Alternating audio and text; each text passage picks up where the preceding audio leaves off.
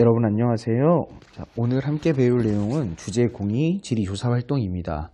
교재 4쪽입니다. 자, 지리조사활동 교재 4쪽입니다. 오늘 하는 내용 중에서 별표를 우리가 5개를 칠 건데요. 이 5개가 모두 중요합니다. 여러분들이 좀 더 집중해서 오늘 수업은 잘 들을 수 있길 바랍니다. 자, 다 함께 외쳐볼까요? 지리의 맛, 지리는 맛. 지리의 맛, 지리는 맛. 지리의 맛, 지리는 맛. 네, 하다 보면 익숙해져요. 자, 이 책은 선생님이 번역을 했던 책이기도 해요. 선생님 이름 보이나요? 이 지리답사란 무엇인가? 라고 하는 책입니다. 지리조사는 주로 이제 밖에서도 많이 이루어지지만 밖에 나가기 위해서 안에서 공부를 하고 밖에 나가서 많은 정보를 얻어서 지리 정보를 수집한다, 분석해서 보고서를 완성하는 그런 단계를 지리조사 또는 지역조사라고 하거든요. 밖에 나가는 겁니다. 밖에 나가면 얼마나 좋겠어요. 그래서 우리 지역에 대해서 이해를 더 많이 해볼 수도 있는 기회가 돼서 개인이 자기 주변과 능동적으로 공감할 수 있다라는 특징, 그 다음에 주위 환경에 대해서 좀 더 공부하게 되면서 보다 나은 넓은 세상, 보다 나은 방식으로 접근할 수 있고 심화된 지식을 쌓을 수 있고 우리의 경험을 넘어서서 사건들을 판단할 수 있는 기법을 개발할 수 있는 게 지리조사, 지역조사입니다. 그래서 오늘은 지리조사, 지역조사와 관련된 이 이야기들을 함께 공부해 보도록 할게요. 먼저 교재 4쪽에 1번 지리정보의 유형이라고 하는 표가 있을 겁니다. 별표를 하나 해주세요. 별표 중요합니다. 자, 중요하다. 공간정보, 속성정보, 관계정보, 공간정보, 속성정보, 관계정보로 구분할 수 있고요. 공간정보는 어디에, 어디야 라고 하는 위치에 대한 답입니다. 우리 학교는 어디에 있느냐 라고 물었을 때 우리 학교는 광주광역시 북구 용복로 45 전남대학교 사대부고 라고 말하면 이건 우리 학교의 위치겠죠. 이것은 공간정보입니다. 그런데 이제 사대부고 1학년 학생들은 몇 명일까요? 라고 했을 때 198, 199, 200명 이렇게 이야기한다면 이것은 속성 정보입니다. 무엇이 어떻게 있느냐, 무엇이 어떻게 있느냐, 속성 정보에 해당한다 라는 거죠. 관계 정보는 뭐 인접하냐, 그 다음에 계층이 있냐 이런 게 관계 정보인데요. 다른 장소와의 상호관계를 나타내는 정보라고 볼 수 있죠. 예를 한번 들어볼게요. 사우디아라비아의 지리 정보는 다음과 같아요. 사우디아라비아는 아라비아 반도 한복판에 있는 굉장히 큰 나라입니다. 위도와 경도로 표시해 볼 수가 있잖아요. 지구적인 스케일에서 바라봤을 때 위도와 경도로 나타낸다면 이것은 어디야 라는 질문에 대한 답이니까 공간정보라고 볼 수 있습니다. 수도의 기후를 보면 강수량이 거의 없죠. 사막이구나 라는 거. 그 다음에 종교 구성을 보면 이슬람교 종파 비율이 이 중에서 수니파가 압도적인 비율을 차지하는구나 라는 걸 알 수가 있어요. 그러면 이것을 합쳐서 속성정보, 수도의 기후와 종교 구성을 속성정보라고 부르고요. 누구랑 친해? 라고 했을 때 나는 미국과 친해요 라고 하고 이스라엘과는 안 친해요 라고 말하는 것이 관계정보라고 부를 수가 있습니다. 강원도 양구군의 지리정보를 봐도 그렇습니다. 강원도 양구군은 우리나라의 배꼽에 해당되는 부분이고요. 그래서 국토 정중앙 양구 배꼽축제라고 하는 지역축제가 열립니다. 여기에선 특이하게 벨리댄스 경연대회를 하기도 해요. 배꼽이니까.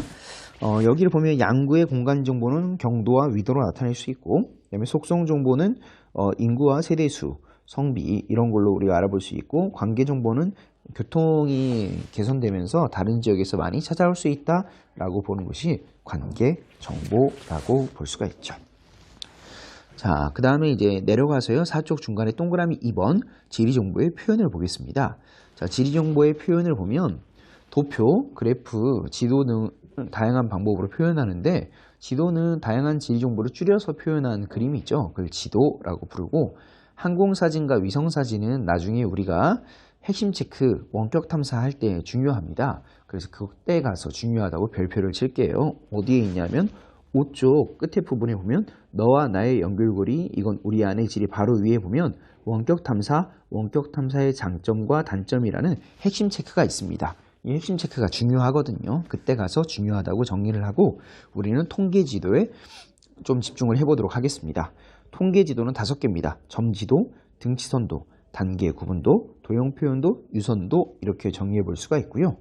점지도는 점을 드드득 찍는 겁니다. 그래서 분포를 표현할 때 점을 찍는다, 많냐 적냐를 표현할 때는 좋겠죠. 점지도. 등치선도는 등이라는 뜻이 같다, 치라는 말이 같은 값을 가진 지점을 연결한 선을 등치선도라고 부르고, 이 등치선도는 최근에 이제 벚꽃의 개화일수, 우리 학교에 벚꽃이 많이 피었잖아요. 벚꽃의 개화일수 이런 거 나타낼 때 잘 쓸 수 있어요. 단계 구분도는 단위 구역별로 중요한 키워드는 얘는 단위 구역별로 비율인 퍼센트를 나타낸다라고 하는 것이 특징입니다. 이따가 다른 자료를 보면 알 수가 있고, 자, 도형 표현들은 원이나 막대 등의 도형으로 표현하는데 이렇게 얘기하면 뭐 누구나 다 아는 거잖아요. 근데 2개 이상의 자료를 나타낼 때 도움이 된다. 2개 이상의 자료를 나타낼 때 도움이 된다라고 볼 수가 있어요. 광주가 이렇게 있다라고 쳤을 때 절반이 광산구예요. 이쪽은 북구가 되고 서구가 이렇게 있고요. 동구하고 남구가 이렇게 있어요. 이랬을 때 광주광역시의 구별 학생 수를 조사하고 싶어요. 그러면 이 광산구의 학생 수를 보면은 여기는 초딩, 중딩, 고딩, 북구를 보면 초딩, 중딩, 고딩 순서가 이렇게 되면 각각 자료를 초등학생 수, 중학생 수, 고등학생 수를 썼으니까 3개의 자료를 썼죠. 그 다음에 동구의 경우에는 이렇게 놓고 이렇게 해서 파이 그래프 형식으로도 표현해 볼 수 있습니다. 2개 이상의 자료를 표현할 때 좋은 통계 지도가 바로 도형 표현도입니다. 뭐 그렇다고 2개, 뭐 1개는 안 돼요. 1개도 당연히 됩니다. 1개도 된다. 2개 이상도 표현이 가능하다라는 겁니다. 유선도는 흐를 유자의 줄선자입니다. 흐를 유의 줄선자. 이때 선은 영어로는 라인이에요. 그럼 흐르는 줄이라고 해서 이걸 화살표라고 부를 수가 있습니다. 화살표. 그럼 자, 1번에서는 이렇게 화살표를 그리고 2번에서는 화살표를 이렇게 그렸다고 하면 1번과 2번의 차이는 1번과 2번 방향이 다르다라는 차이도 있고요. 그 다음에 화살표의 두껍기가 다르죠. 그래서 양이 다르다. 이동의 방향과 양이 다르다라고 하는 것을 특징적으로 알 수 있습니다. 그럼 각각의 통계 지도를 자세히 한번 살펴볼게요. 점지도는 점을 드드드 찍어서 표현한다고 했었죠. 그래서 이렇게 우리나라의 인구 분포를 보면 와, 수도권이 많이 몰려 있구나 라는 걸 표현할 때 이 점지도를 쓰면 좋아요. 점지도는 미술의 점묘화를 닮았다고 해서 다른 말로는 점묘법을 썼다고 해서 점묘도라고 하기도 하는데 점묘도나 점지도는 똑같다라고 볼 수가 있습니다. 자, 다음은 등치선도죠. 등치선도는 같은 값을 가진 지점을 연결한 선이어서 등고선이나 등앞선, 우리가 기상캐스터 분이 일기예보를 알려줄 때 뒤에 나타나는 고기압, 저기압은 같은 기압값을 가진 지점을 연결한 선이거든요. 그걸 등앞선도라고 부르죠. 자, 이게 벚꽃의 개화 시기입니다. 벚꽃의 개화 시기를 나타내는 통계지도고요. 세 번째, 유선도는 아무래도 인구 이동 같은 걸 나타낼 때 좋은 지도라고 볼 수가 있고요. 도형 표현도는 이렇게 원이나 막대를 가지고 이용할 수도 있고 2개 이상의 자료를 가지고 나타낼 때 유용하다. 2개 이상의 자료를 가지고 나타낼 때 유용하다라는 겁니다. 단계 구분도는 행정구역별, 단위 구역별로 주로 비율, 퍼센트를 나타낼 때 잘 활용된다는 거고요. 여러분 이거 PPT 다 선생님 블로그에 올려져 있는 거 알죠? 선생님 블로그 찾아보고 거기에서 필요한 부분은 시험 공부할 때도 공부를 하면 될 것 같아요. 자, 다음으로 5쪽으로 넘겨서 GIS입니다. 지리정보체계고 GIS는 Geographic Information System이에요. 다량의 정보를 컴퓨터를 가지고 처리하는 겁니다. 그래서 뭘 할 수 있냐면 예를 들면 이제 여러분들이 어린이 도서관을 건설하고 싶다라고 했을 때 어린이 도서관을 건설하려면 알아야 할 조건들이 여러 개가 있겠죠. 구별 어린이 수가 있을 거고 이 지으려는 부지와 다른 어린이 도서관이 얼마나 떨어져 있느냐, 또 있을 수 있고요. 그 다음에 땅값, 지가가 있을 거예요. 그럼 이 세 가지의 조건 중 가장 최적 입지 지점을 찾을 수 있는 게 어디일까요? 라고 하는 걸 해결해낼 수 있는 것이 바로 GIS입니다. Geographic Information System이죠. 지리정보 체계는 복잡한 지리정보를 컴퓨터를 활용하여 다양한 크기로 지도화할 수 있다라는 장점이 있고요. 지리정보의 수정, 분석이 용이하죠. 컴퓨터로 하니까 신속하고 합리적인 공간적 의사결정 기능이 가능해요. 그래서 어디에 들어갈 수 있나 최적 입지 지점을 선정한다든지 재해를 예방한다든지 상권 분석, 이 상권 분석을 GIS에서 가장 많이 쓰는 곳이 바로 스타벅스입니다. 스타벅스는 이런 상권 분석도 GIS로 하고, 그래서 빅데이터와 GIS를 묶으면 GIS 전문가가 굉장히 위력적인 유망한 직종이 될 수 있으니까요. 혹시 컴퓨터를 좋아하는 친구들은 한번 잘 생각을 해보세요. 이게 이제 코로나가 작년에 유행했을 때 만들었던 코로나 지도인데요. 이 비주얼로 시각적으로 보여주는 건 굉장히 중요한 요소거든요. 그래서 당시 선생님한테도 GIS를 할 수 있느냐라고 한국지도학회에서 메일이 왔었는데, 선생님은 GIS를 석사 때 조금 배우긴 했었지만, 석사과정 공부할 때 좀 배우긴 했었지만 잘은 하지 못해서 대답을 하지 않았던 기억이 있습니다. GIS를 실습하려면 컴퓨터로 해야 되는데, 우리는 이제 컴퓨터가 없으니까 우리 교재 110쪽에 있는 네 문제가 GIS에 해당되는 문제거든요. 자, 그 중에서 16번 문제만 우리가 한번 풀어보겠습니다. 자, 화면을 멈추고 16번 문제 한번 풀어볼게요. 자, 멈춰주세요. 네, 다 풀었나요? 네, 16번의 답은 몇 번인가요? 아마 여러분이 푼 게 답이고요. 뒤에 보면 답안지가 있습니다. 답안지를 보고 채점을 꼭 하기를 바라요. 자, 다음은 밑에 있는 지역조사입니다. 지역조사의 별표를 한 개 쳐주세요. 지역조사는 지역에 대한 자료를 수집하고 종합 분석하여 지역성과 지역의 변화를 파악하고 지역 문제를 찾아내거나 그 대책을 수립하는 활동을 지역조사라고 합니다. 조사 목적, 그다음 조사 주제 및 지역을 선정하고, 그다음에 지리정보를 수집할 때는 실내조사 단계, 야외조사 단계를 거치고, 여기에서 모은 지리정보를 분석하는 단계, 그 다음에 조사보고서를 작성하는 단계입니다. 여기서 이제 중요한 건 절차 순서와 내용을 여러분들이 꼭 기억을 해줘야 해요. 예를 들어서 한번 알아볼게요.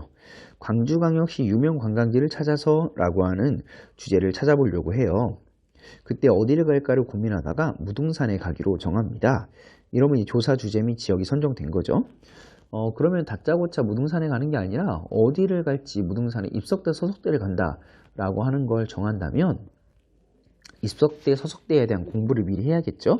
그래서 실내조사 단계를 먼저 거칩니다. 문헌을 연구하거나 컴퓨터를 가지고 통계를 찾아본다던가, 아니면 조사 경로를 세운다든지, 아니면 실제로 답사를 나가서 질문을 할 때 쓸 수 있는 질문지를 만든다든지 설문조사지를 만든다든지 이런 활동을 할 수 있는 것이 바로 실내조사 단계고요. 야외조사 단계에 실제로 나가는 겁니다. 실제로 나가서 실제로 측량을 해보고 사진도 찍어보고, 그 다음에 거기 인터뷰도 해보고 설문조사도 해볼 수 있는 것, 이런 것들이 야외조사 단계에서 가능한 거죠. 실내조사와 야외조사 단계를 거쳐보는 겁니다. 무등산 입석대, 서석대를 간다면 실내조사 단계 때에는 무등산에 관한 내용들을 담고 있는 책을 찾아본다든지 논문을 찾아본다든지, 아니면 무등산 국립공원 사이트에 들어가서 현황 같은 거를 파악한다든지는 실내 단계가 될 거고, 실제로 이제 무등산에 가서 입석대, 서석대를 딱 돌고 거기에 있는 이제 오시는 사람들 인터뷰도 해보고, 어디서 오셨어요? 여기 오시니까 어떠세요? 특별히 유네스코 지정 세계 지오파크로 되어 있는데 이 부분에 대해서는 어떻게 생각하세요? 등등을 물어보는 것이 야외조사 단계가 되겠죠. 이 두 가지 단계를 거쳐서 수집한 정보를 가지고 와서 아까 이야기했던 주제도 또는 통계지도 같은 걸로 만들어서 조사 보고서를 작성하면 이렇게 지역조사, 지리조사 단계가 끝난다라고 볼 수가 있습니다. 사례를 가지고 생각을 하면 정확히 외우고 그렇게 하지 않아도 여러분이 충분히 잘 알 수 있을 거예요. 자, 마지막 별표입니다. 원격 탐사의 별표치고요. 원격 탐사는 멀리서 감지한다. 리모트 센싱을 원격 탐사라고 번역을 해요. 지금 화면에 보이는 곳이 인도네시아 반다아체입니다. 인도네시아 반다아체의 지진 해일 전의 모습인데요. 지진 해일 후의 모습은 이래요. 예, 지진의 일 전은 이런데 지진의 일 후는 이런 모습이다. 뭐로 찍는 거냐면 항공기나 아니면 인공위성을 가지고 찍는 겁니다. 왼쪽에 보이는 사진에는 사막밖에 없는데 오른쪽에 보이는 사진에 뭔가 희끄무레한 바다 쪽에 섬이 있죠. 그리고 빨간색으로 되어 있는 부분은 여기 사람들이 몰려 사는구나를 보여주는 겁니다. 이게 이제 아랍에미리트의 두바이라고 하는 곳이에요. 그러니까 73년에 이곳을 사진 찍어보고 2006년에 이곳을 사진을 찍었을 때 이렇게 차이가 나는구나를 알 수가 있죠. 자, 원격 탐사에서 여러분들이 정리해야 될 내용은 위에 겁니다. 장점과 단점을 핵심 체크에 정리를 해주세요. 위성으로 찍다 보니 인간이 가기 어려운 곳에 지리 정보를 수집할 수 있다라는 장점이 있고요. 그 다음에 지리 정보를 주기적으로, 인공위성은 이제 지가 돌고 싶을 때 도니까 주기적으로 수집할 수 있다는 장점이 있지만 인공위성을 만들고 쏘는 데에는 굉장한 많은 돈이 들죠. 과학기술도 많이 들고, 그래서 오히려 선진국과 개발도상국의 정보 격차가 심화될 수 있다는 문제점도 있습니다. 자, 정리를 꼭 해줘야 돼요. 보기 보면 1, 2, 3, 4, 5번 중에서 어떤 건 원격 탐사로 알 수 있고 어떤 건 원격 탐사로 알 수 없느냐에 대한 질문이에요. 멈춰놓고 생각을 한번 해보세요. 자, 힌트를 주면 힌트는 사진으로 찍었을 때 알 수 있느냐, 사진으로 찍었을 때 알 수 있느냐입니다. 자, 1번 황사 발원지 식생 분포 변화는 사진으로 찍으면 알 수 있죠. 많았을 때, 적었을 때. 식생은 풀과 나무 같은 걸 식생이라고 불러요. 자, 2번 허리케인 발생과 피해 지역 파악은 여러분 아까 봤던 그 해일 피해 전과 후와 똑같은 거니까 얘도 원격 탐사를 알아볼 수 있죠.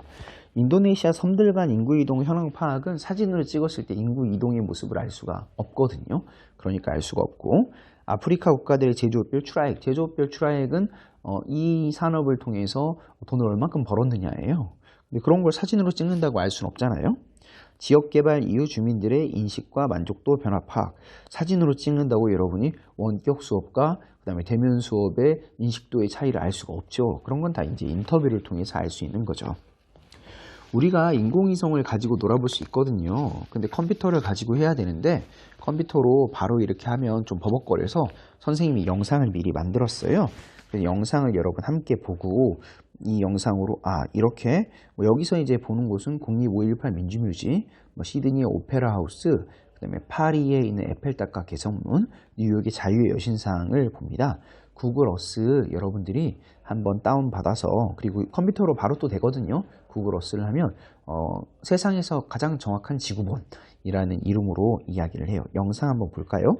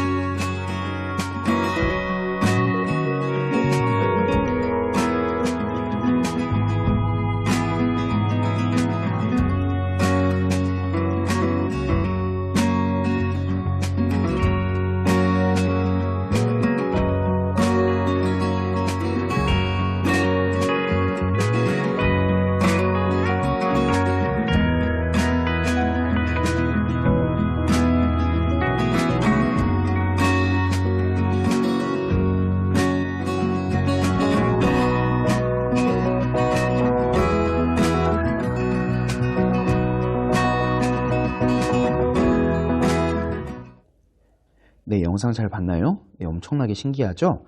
여러분들이 구글 어스 꼭 한번 해보기를 바래요. 자, 구글 어스 재밌습니다. 자, 오늘 배운 내용과 우리의 삶을 연결시켜서 여러분들이 간단하게 여러분의 소감을 쓰는 겁니다.